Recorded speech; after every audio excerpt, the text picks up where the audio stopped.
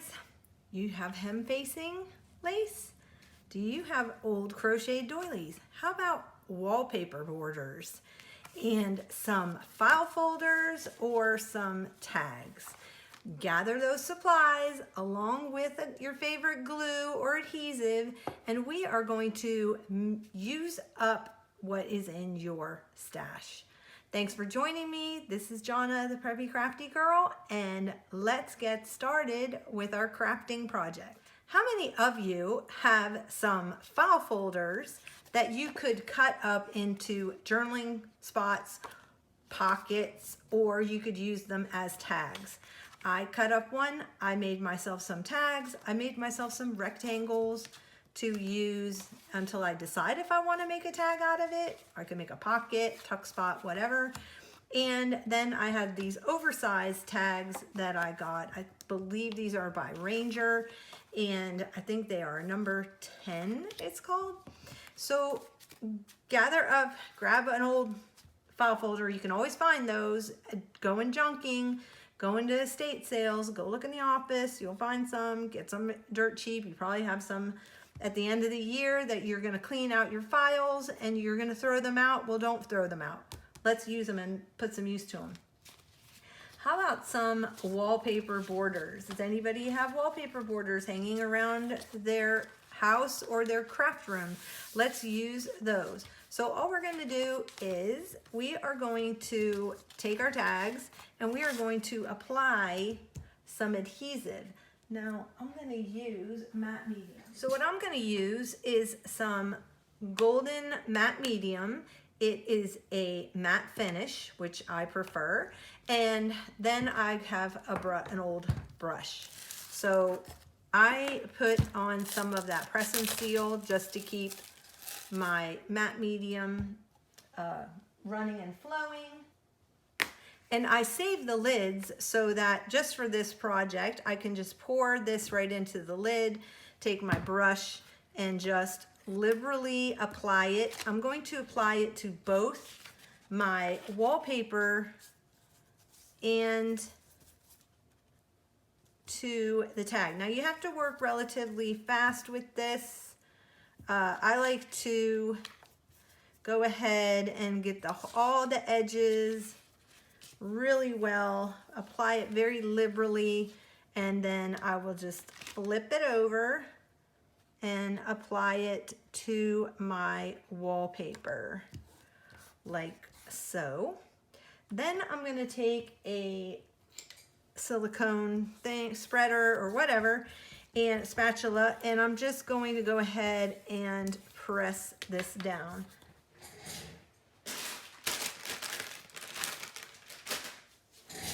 I am working on a silicone mat, and I'm just going to, before I flip this over so I don't get the matte medium stuck to my tag, I'm gonna just wipe that down and wipe off any adhesive that came over on this side. And I'm going to then just press this out and set it aside to dry. Okay, then we move on to the next one. We are doing a mass making project here. And I'm going to liberally apply it to my tag. I'm going to then take my wallpaper border and I'm going to generously apply it to the wallpaper border. Now a lot of these are, when you wet it, it sticks because it has adhesive on it. Now I want to line up that on there because I want some of the black. Do I want the black at the top or the bottom? I think I'm gonna apply. Some of these have adhesive already on the, okay. And then I'm going to take my spatula, make sure it's good in here. You can also use a seam roller. I bought one of these. It's not a brayer. I do have a brayer. Am I gonna get it out? Nope. I'm just gonna use what's on my table. Okay, so I've got that one down, throw that aside. And let's go on to the next size.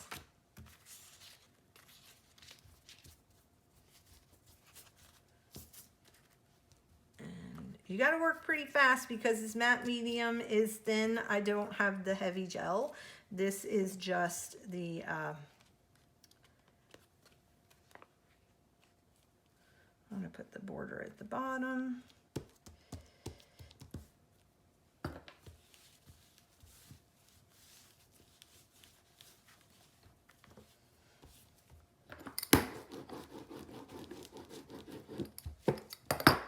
I'm back and I went ahead and trimmed around the tags. I made not only some tags, and I put some hole reinforcers that I inked at the top on both the back and the front. And then I also took some of the plainer ones and made them more of a tuck spot, or and then we will embellish these. And then I did the two big ones like so. I'm going to, and I gathered a couple other supplies, so if while I'm off camera, I'm going to stitch around all of these with my sewing machine. That is optional. And I'm also going to ink around them, which is also optional. And I don't want to have to take your time up while you're watching me do that, because I'm sure you all know how to do it. And I went ahead and started to cut out some of these little crocheted bits out of this runner that I had, a table runner. And I found this in my stash. It's just a little bead hanging on here. So I'm thinking what I'm going to end up doing is using these at the top, taking a bulb pin and putting these at the top with this little bead, or I may use a button. And yeah, and then I will also found some trim that goes really nicely with this, and I'm going to embellish the bottom. But first, what I'm going to do is stitch around. So I will be back with the magic of the camera. I'll be back in a few minutes, or a second for you guys. Okay, I want to just give you one quick tip while I'm inking everything. Everything is stitched, but I want to show you what I do.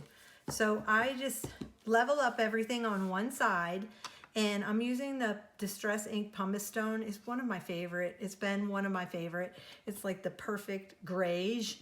So I use that, and I don't, because these are going to be in a little more modern of a journal, I don't want to distress them so much, but I just want to kind of tint the edges. So I tap them all down and get them all lined up, and then I take my ink and I do the whole stack like so. And with the brush, it's gonna get in between, and I may even like fan them out a little bit and then take my brush and go in and hit the edge. Then you tap them down so you get all the bottom, and you're gonna do the same here. So if you're mass making, this is a great way to ink all your edges very fast, and you don't have to go around each one individually. That's if you're not gonna like grunge it up. If you just wanna kind of do the edge and give it a little bit of a color, then that's all you have to do.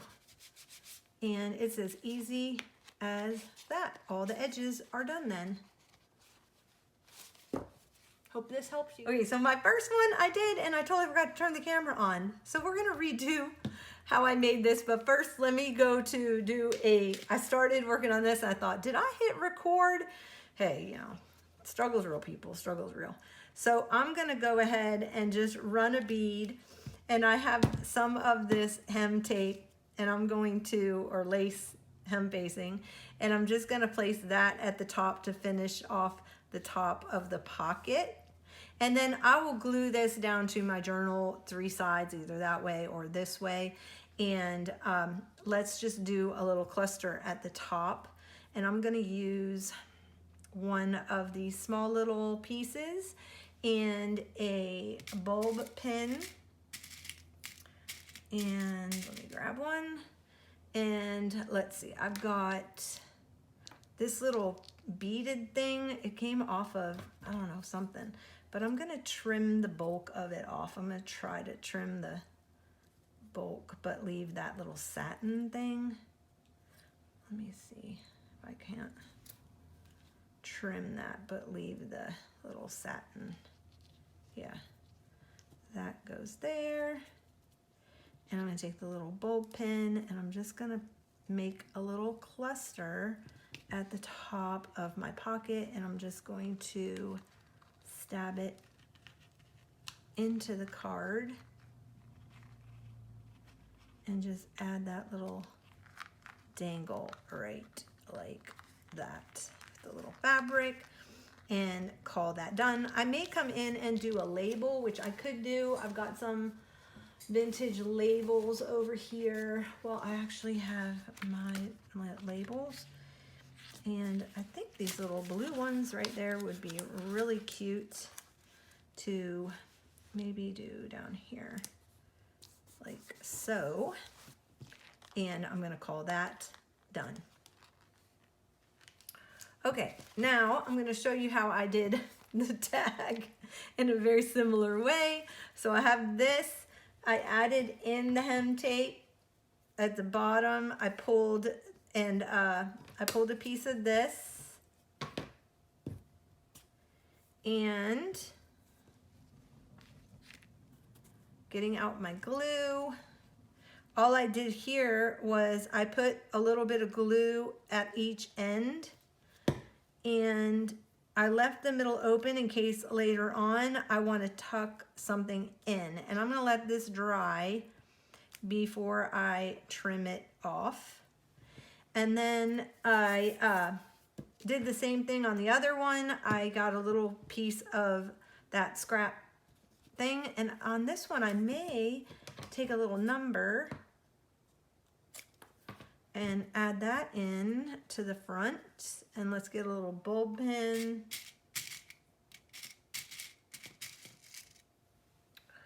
And, or they're also called garment pins. And I'm just going to stick it through this. I love using vintage measuring tape.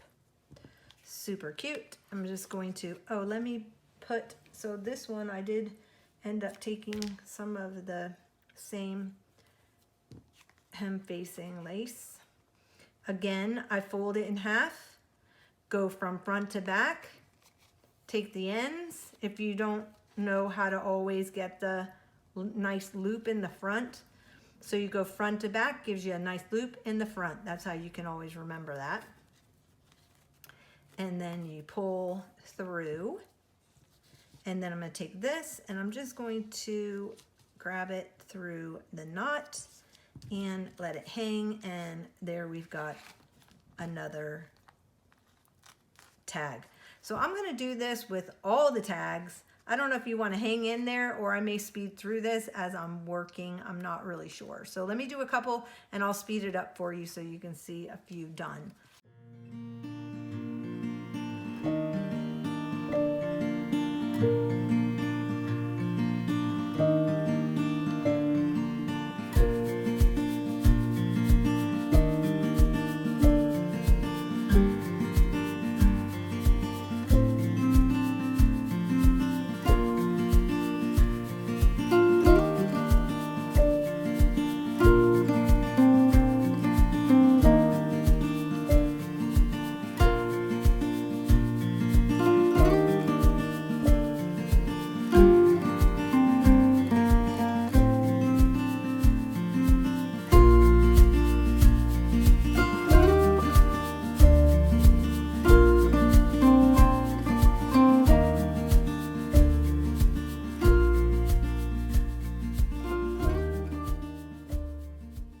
Alrighty, so this is what I got done.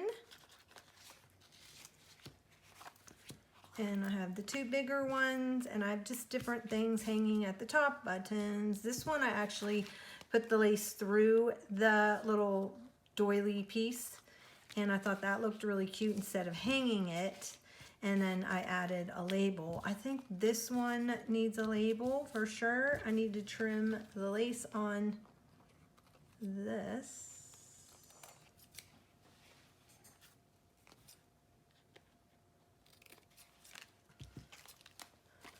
And that one. Alrighty, let's get, I think this needs a little label. Oh yeah, plus we have the pocket.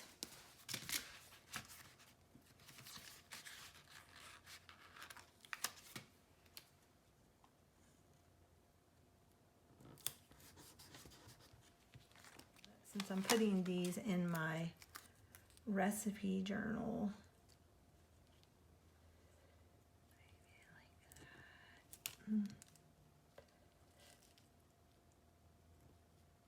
Maybe I'll just fold this over to the back side.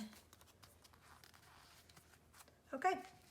And yeah, so I'll get these finished up. I'm glad you could join me. I hope you made some fun tags and journaling pockets or journaling cards with me. Get out your hem tape and some 3-in-1 glue or whatever glue you like to use, and cut up some of your doilies if you have some, and ball pens, and just have a go. Have a go. Bye, guys.